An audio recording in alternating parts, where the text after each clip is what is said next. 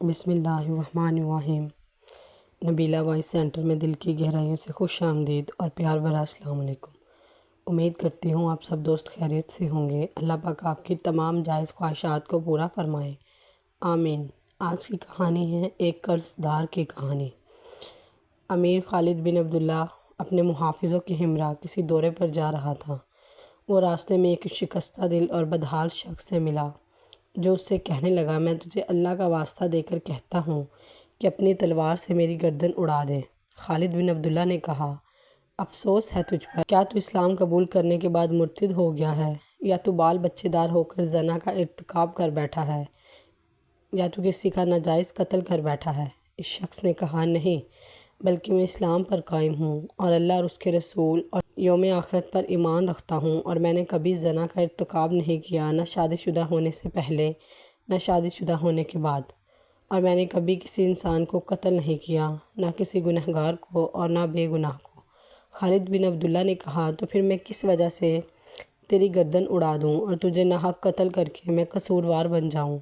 وہ شخص بولا، وہ اس لیے کہ میرے پیچھے ایک دشمن لگا ہوا ہے جو نہ مجھے کہیں باہر جانے دیتا ہے، نہ گھر بیٹھنے دیتا ہے، نہ کسی سے بات کرنے دیتا ہے، نہ خاموش بیٹھنے دیتا ہے۔ میں جب کبھی باہر نکلتا ہوں تو وہ مجھے گریبان سے پکڑ لیتا ہے، جب واپس آ جاتا ہوں تو گدی سے پکڑ لیتا ہے، جب چارپائی پر لیٹتا ہوں تو انگوٹھوں سے میرا گلا دبا کر مجھے مار دینا چاہتا ہے، اور میرے عزیز میری حالت پر ترس کھانے کی بجائے خوش ہوتے ہیں، اور میرے دشمن کو مجھے مزید ذلیل کرنے کا اور اس سے بھی زیادہ تنگ کرنے کا مشورہ دیتے ہیں۔ ان میں سے کوئی بھی ایسا نہیں جو اس سے میری جان چھڑوائے اور مجھے سکھ کا سانس لینے دے۔ میں تو اس جینے سے زیادہ بہتر مرنا ہی سمجھتا ہوں۔ اس لیے تو میرے ساتھ نیکی کر اور مجھے روز روز مرنے سے بچا اور ایک ہی دفعہ مار کر میرا قصہ تمام کر دے، کیونکہ اس دشمن نے میرا جینا حرام کر رکھا ہے۔ خالد بن عبداللہ نے کہا، افسوس، تیرا دشمن بڑا سنگ دل اور کمینہ ہے جو تیری مجبوری پر ترس نہیں کھاتا، اور تیرے رشتہ دار بڑے بے مروت ہیں جو تیری مدد کرنے کے بجائے تیری مصیبت پر خوش ہوتے ہیں۔ مجھے بتاؤ اس کا نام کیا ہے، وہ رہتا کہاں ہے، تیری جان چھڑواؤں اور تو اطمینان کے ساتھ زندگی بسر کر سکے۔ وہ شخص بولا، جناب، اس کا نام قرض ہے، اور وہ میرے سر پر سوار رہتا ہے اور میرا خون خشک کرتا رہتا ہے، اور مجھ میں اس سے جان چھڑوانے کی طاقت نہیں۔ میں نے قرض خواہوں سے ان کے قرض کی ادائیگی کے جتنے وعدے کیے وہ جھوٹے ثابت ہوئے، اور اب حال یہ ہے کہ میں گھر سے باہر نکلتا ہوں تو میرا پیچھا کرتے ہیں، گھر میں داخل ہوتا ہوں تو دروازہ کھٹکھٹاتے ہیں، باہر نہ نکلوں تو گالیاں دیتے ہیں، اگر نکل پڑوں تو گریبان پکڑ لیتے ہیں، اور میرے پاس ان سے جان چھڑوانے کا کوئی شرعی اخلاقی جواز بھی نہیں۔ قرض کا معاملہ اس قدر سنگین ہے کہ انسان مر بھی جائے تو معاف نہیں ہوتا۔ مجھے اس سے خلاصے کی کوئی صورت نظر نہیں آ رہی۔ خالد بن عبداللہ نے کہا، تجھ پر کتنا قرض ہے؟ اس نے کہا، 4000 درہم۔ اگرچہ کاروباری آدمی کے سامنے 4000 درہم کا قرض کوئی زیادہ قرض نہیں، لیکن جب کسی آدمی کو خسارہ پڑ جائے اور اس کا دیوالیہ نکل جائے تو وہ لوگوں میں بہت ذلیل ہو جاتا ہے، اور کوئی بھی آدمی اسے ادھار نہیں دیتا تاکہ وہ دوبارہ کاروبار کر کے اپنے پاؤں پر کھڑا ہو سکے اور اپنے بال بچوں کا پیٹ پال سکے۔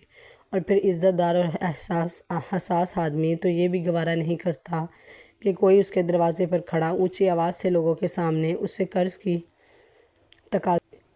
قرض ایک ایسا راستہ ہے جس سے معلوم ہوتا ہے کہ جیسے وہ کوئی ملک الموت ہے جو اس کی جان لینے آ رہا ہے۔ اس کے لیے 4000 درہم کی رقم بھی 4 لاکھ درہم کے برابر ہوتی ہے، اس لیے اس نے اپنے گمان کے مطابق بہت زیادہ قرض بتایا، جو پورا 4000 درہم تھا، نہ کم نہ زیادہ۔ جب 4000 درہم کا جملہ سنا تو بلند آواز سے اللہ اکبر کہا، اور پھر ساتھیوں سے کہا، آج کے دن مجھ سے زیادہ منافع کسی آدمی نے حاصل نہیں کیا ہوگا۔ میں نے اس آدمی کو 30,000 درہم عطا کرنے کا ارادہ کر لیا تھا، لیکن اس نے 4000 درہم بتا کر گویا مجھے 26,000 درہم واپس کر دیے ہیں۔ جب اس آدمی نے یہ سنا تو اس کی باتیں کھلی رہ گئی۔ اس نے فوراً یہ بات کہی کہ اللہ ہمارے امیر کو اپنے ارادے پر قائم رکھے۔ میں نے تو اپنا ظرف آپ کے سامنے کیا تھا، مجھے کیا پتہ تھا کہ آپ کا ہاتھ اس قدر کشادہ اور اس قدر فراغ ہے، ورنہ میں اس سے زیادہ کا سوال کر دیتا۔ آپ اپنے ارادے پر قائم رہیے۔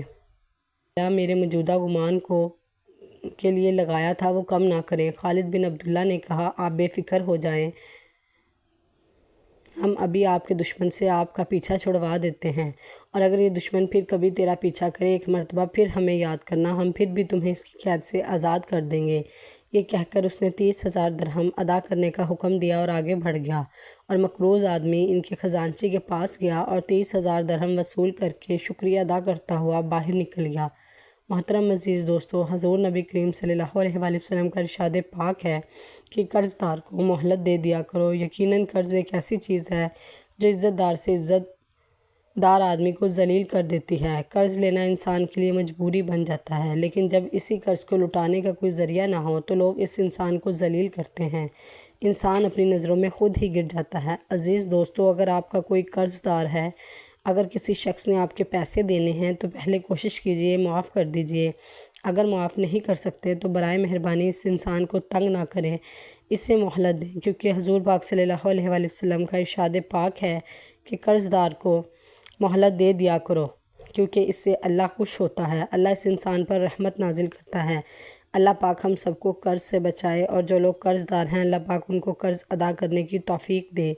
اللہ پاک اپنے غیبی خزانوں سے ان کی مدد فرمائے، محتاجوں کی مدد فرمائے، مسکینوں کی مدد فرمائے۔ اللہ پاک غریبوں پر اپنا رحم کرے، جو لوگ بیمار ہیں اللہ پاک ان کو شفا عطا کرے۔